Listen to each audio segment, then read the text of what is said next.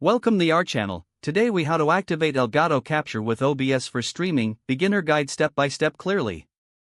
To activate Elgato Capture with OBS for streaming, start by ensuring you have all necessary equipment. Connect your Elgato Capture card to your gaming console or PC using the appropriate cables. Next, connect the Elgato Capture card to your PC via USB.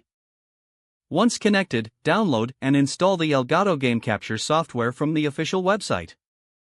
Open the Elgato Game Capture software to confirm that your device is recognized and functioning properly. Now, download and install OBS Studio from the official OBS website if you haven't done so already.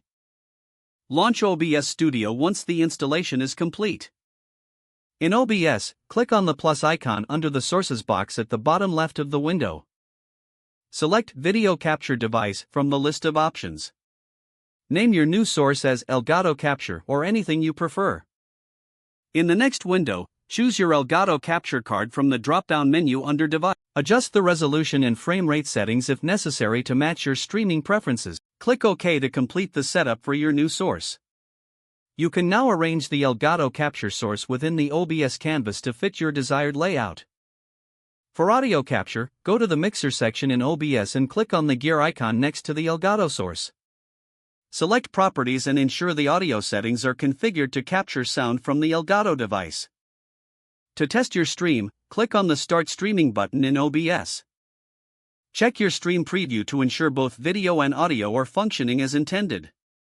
If everything looks good, you are ready to go live with your Elgato Capture card setup in OBS. Remember to adjust your scene transitions and alerts for a polished streaming experience. If the page does not load, refresh the browser or try again in a private or incognito window.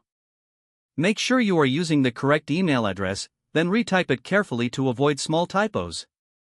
If your password is not accepted, use the reset option and create a new strong password you can remember. Check your spam folder for verification or security emails, then complete any requested confirmation steps. Enable two-factor authentication if available to improve account security and reduce unauthorized access risk. After signing in, review your profile details so your contact information and settings are accurate and current.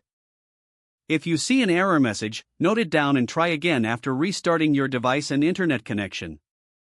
Log out when you finish, especially on shared devices, to keep your account and payment information secure. Don't forget to like this video and subscribe to our channel for more step-by-step tech guides.